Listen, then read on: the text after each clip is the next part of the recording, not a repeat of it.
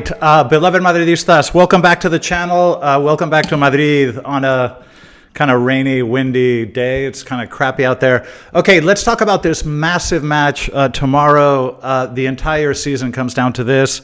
A victory, we absolutely need it. It would put us within 1 point of Barça with 3 matches left, and it would give us a real shot at the title. So this is an absolutely massive match. I want to give you guys my thoughts on the lineup, which I think there's probably very little question at this point as to what that's going to look like. But we'll look at the lineup, and I'll tell you what I think are the kind of 7 keys to victory, to coming away with the 3 points here. And of course, we'll have to talk briefly about Hernandez, who was the ref selected for this match. And believe me, it is not a coincidence. We're going to look at some of the highlights of this ref in recent years. Okay, welcome to the channel. Let me give you my thoughts on tomorrow's absolutely massive match. Thanks for joining me. Let's get started.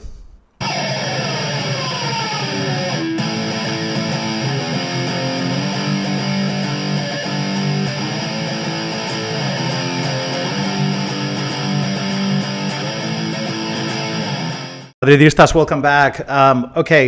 Let's talk about the match tomorrow. Now, first of all, I just want to mention it's amazing that living in Spain and sort of hearing the media and all this, it is incredible. The Barça, they're still complaining about the refereeing against Inter. It's incredible. I went over this match in my previous video, and I think I made it quite clear after I commented on the match, and there were no real mistakes at all in terms of referees. There was nothing that controversial at all, but they're still going. I think when you spend 20 years bribing refs and you get every single call in your domestic league, of course you're shocked when things don't go your way. And I think it's a psychological issue that Barça is struggling with, because it seems to happen every year in Europe. But anyway, by the way, another thing I just want to mention real quick. There's a website called Footballgate that's done a lot of work on the Negreira issue, etc., and they just put out another report. It turns out, if you wonder why the press here doesn't discuss the Negreira issue and why they don't discuss the fact that 4 of their players shouldn't be playing because Barça didn't have money to register them, it turns out Barça has paid, in the last 6 years, they've paid 7.2 million euros to journalists. So, they did a very good job of going through the payments and also discussing who's in charge of the main media outlets in Spain, and they're all sort of, Barça. It's really, really interesting. I recommend you guys look at that website. But in any case, if you ever wonder why there's no reporting on these issues, they did a good job of explaining why. But anyway, they're still crying about the Inter thing, which I find amazing. Okay, let's talk about the match tomorrow. Now, first of all, the lineup. Now, I don't think... Look, I think there's a consensus around here that Arda Güler is going to start. Rodrigo, coming off, very poor performance the last few weeks, and Arda the exact opposite. So I think the lineup is going to look like this: Courtois in goal, Lucas Vázquez on the right, Ferran on the left, Tchouaméni and Asensio in the middle of defense. We don't really have any other option, to be honest. When your entire squad is in the hospital, it's kind of hard you don't have a lot of options. In the middle of the pitch, I think this will be a 4-4-2 with a diamond formation, which is a formation I really like because it allows Jude to kind of go up that middle channel. This was so effective last year, if you remember all the goals he scored coming up that middle channel. But I think it's the right call. I think we'll see a 4-4-2. In the middle of the pitch, we'll have Fede and Ceballos just in front of the defense, and Arda Güler a bit on the right, Jude a bit further forward. But the 4 of them I expect to spend, to play in the midfield. And then up front, I think we'll have Vini and Kylian.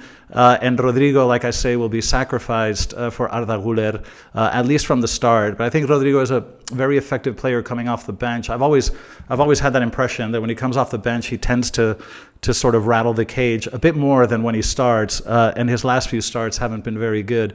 That's what I think the lineup will be. Now, I do have to say we do have a physical advantage, and that has to be mentioned because Barça is coming off an absolutely grueling match against Inter. Physically, that was very taxing, and don't forget that they had to travel as well. And I think in terms of morale, it's funny because even though we need the points more, it just feels like morale is a bit more on our side. I think that the Inter thing had a big impact psychologically. If you read the press in Catalonia, I mean, this really this was very hard for them to swallow. And I just think in terms of physically, I think we'll have an advantage. And I think in terms of morale, even though we need the victory more than they do, I just have a feeling that we're just mentally in a better place, which is kind of ironic. But anyway, in terms of the keys to the match, now these are things that I think are going to be mission critical if we want to win this match. And there's 7 things I want to mention. Okay, the first thing is doubling up on the wings. Okay, so clearly the matchups Rafinha and Lamine against Fran and Lucas Vázquez, this is a recipe for disaster. This is going to be very, very difficult. Rafinha is having an incredible year. Lamine right now is just unstoppable. He's just unstoppable.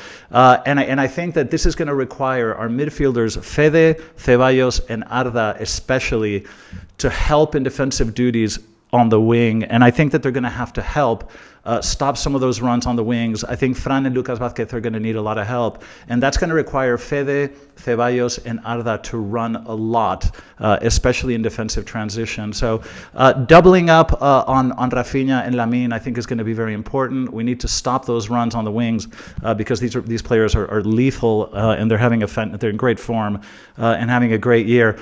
Okay, number 2. And you saw this a little bit in the Inter match.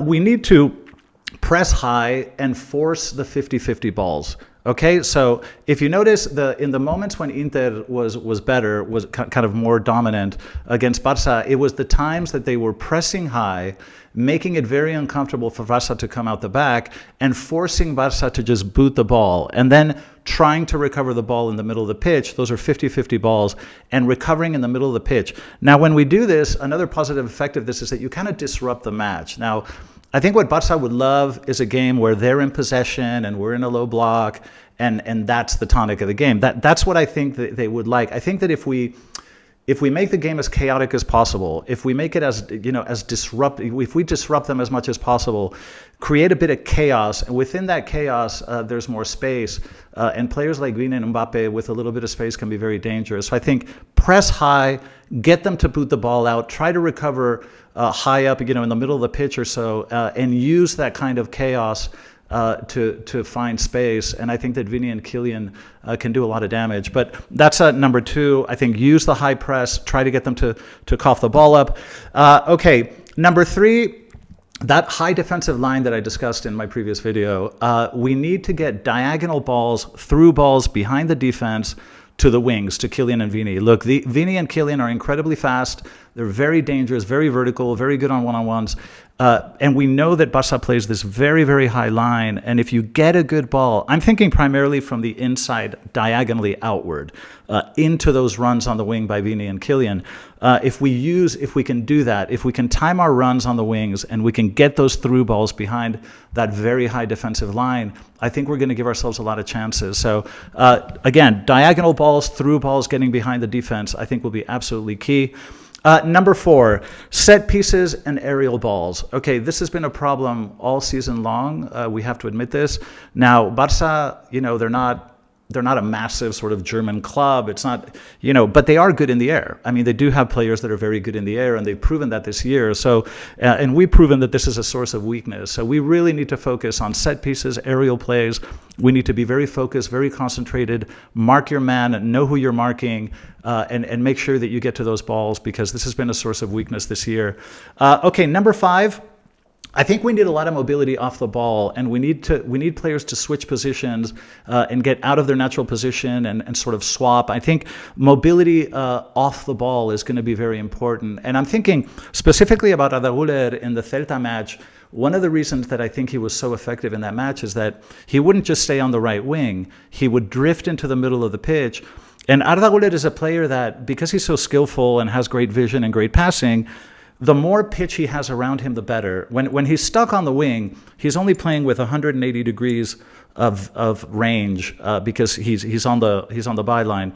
But when he drifts in the middle, he has a 360 playable area, and I think he's much more effective when he drifts in the middle. But I think if Arda can do that, can create that mobility coming into the middle, making great passes, picking up the ball when it's not expected, and also Vini and Kylian. If Vini and Kylian switch, take turns drifting into the middle, the more mobility that we have off the ball, I think the more likely we are to surprise Barça's defense, which admittedly is not great. They play wonderful football, wonderful attacking football, but their defense is not great, and that's something that we can exploit if we have good movement off the ball.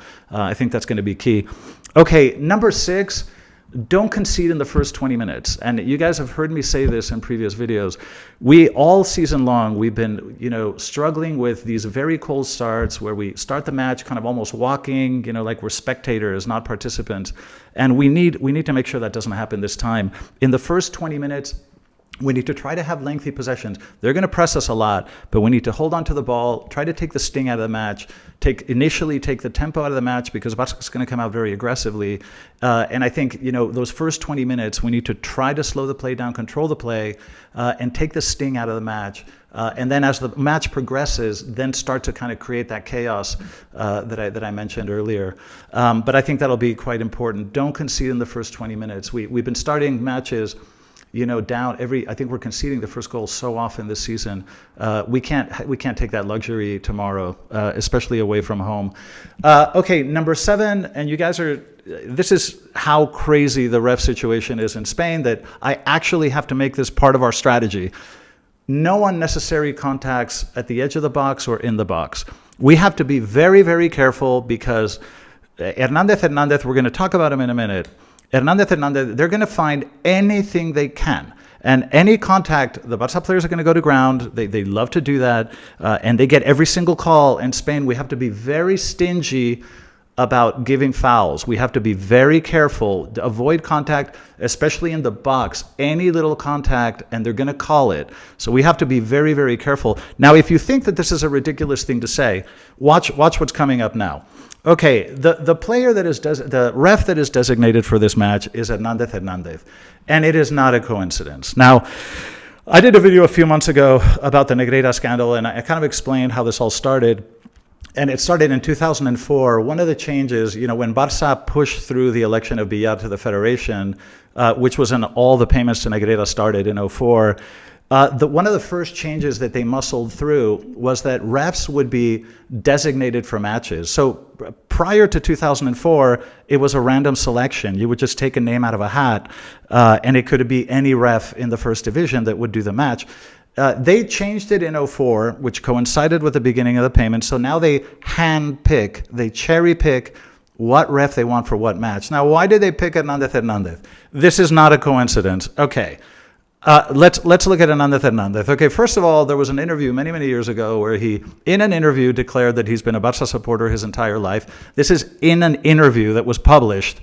Now, in normal countries, this would be a reason to exclude or to bar someone from being a ref. If you've made a public sort of kind of allegiance to a club, it means that you're not objective, you're not neutral, and I think it disqualifies you as a ref. Well, not in Spain. In Spain, saying that you're a lifetime Barca supporter is probably something that gets you in as a ref, not out. But it is not a coincidence because, this is the ref with whom we have the worst winning track record of all the refs in Spain. Okay, we have a 54% victory percentage with Hernandez. That's the lowest of any ref in Spain. In the last 6 matches that he's reffed, we've only won 2. In the last 4 Clásicos that he has reffed, we've only won 1, and we're going to look at some of the reasons why. So it is not a coincidence that this guy was selected for this match. And that's why point number 7 was be careful with unnecessary fouls because they're going to be looking to whistle against us. Now, let's look at some of Hernandez's past decisions because I do think this is an important factor. Let's look at what this guy has done in the past. In the 2015-16 season, do you guys remember this? This was a header by Gareth Bale, who doesn't commit a foul. He jumps straight up in the air, doesn't use his arms to push off anyone. He doesn't do anything. He jumps in the air, heads the ball into the goal, but of course it was disallowed, which is ridiculous because no matter how you look at this, he just jumps vertically in the air. He doesn't push, he doesn't do anything. So, okay, that happened. The following year, the 2016-17 season, there was this penalty on Cristiano, who was kicked not once, but twice. He was kicked in the left foot and then stomped with studs in the knee of the right leg. So 2 kicks, 2 fouls in the box, and of course, it was not called a foul. Of course not. Okay, the following year, this is a very famous one. You guys will remember this. In the 2017-18 season, Remember Luis Suarez running with Varane? And he just sweeps Varane's legs from under him, keeps running, and the ref doesn't call anything. Now, that resulted in a goal. That play resulted in a goal, and they allowed it. And it's literally the most scandalous foul you've ever seen. So this just gives you an idea of what we're up against. Okay, the last Clásico in 2019. There was a very clear penalty, tugging on Varane's shirt, unable to get to the ball. Then Varane was fouled. He was, stomped on his thigh with studs. He even had a bruise on his thigh. Of course, it wasn't called. But it's not just even in the Clásicos. I mean, I remember a match in the 22-23 season against Mallorca. Real Madrid, it was a record-breaking match in terms of fouls. Real Madrid was fouled 29 times in that match. 29. And the yellow card that was given to Mallorca was in the 61st minute. It took 61 minutes after getting hacked over and over and over for one yellow. But guess who also got a yellow card? Vini, for talking to the ref, because Vini's not allowed to speak. So that's this. By the way, this match was loaded with fouls over and over and over. There should have been so many double yellows in this match, but the ref let it all go. By the way, he was also involved in a match in the 2021 season against Atlético de Madrid. There was a clear handball on Felipe, which of course was not called. Now, Atleti ended up winning that Liga by 2 points. And this is precisely the point. I mean, we're talking about a competition where 1 or 2 points decides it. And you think these calls aren't important? You think it's not important, the penalties and red cards and things like that? Of course it's important. And statistically, Barça is always just miles ahead of everyone else in terms of calls, and we're always bottom of the barrel. And I've done a lot of work on this.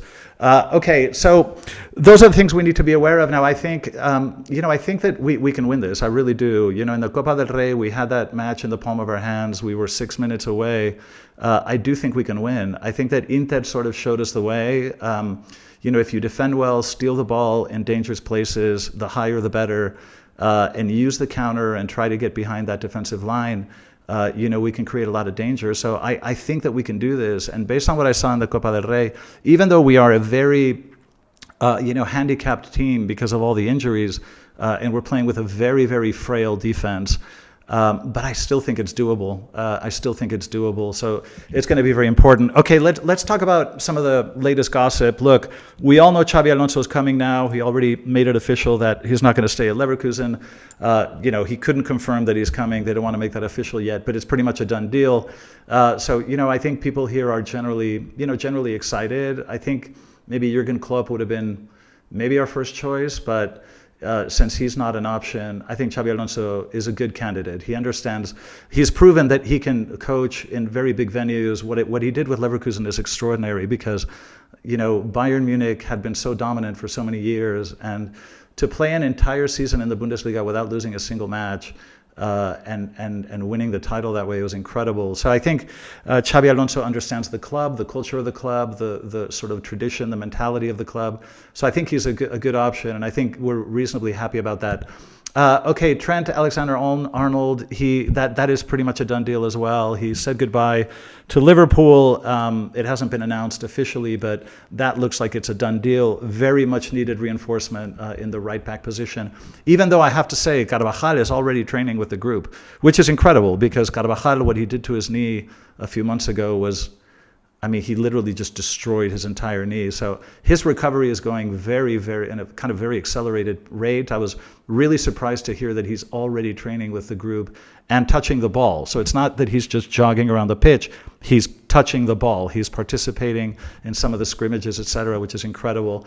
Okay, the Huijsen thing is still up in the air. Now, the word is, you see different articles saying different things, that it's going to happen or not happen. I think it might cost maybe 50 million, but I think that this is still in the cards, and I wouldn't be surprised if it did happen. I think Florentino Perez knows he needs to spend money this year on the defensive line.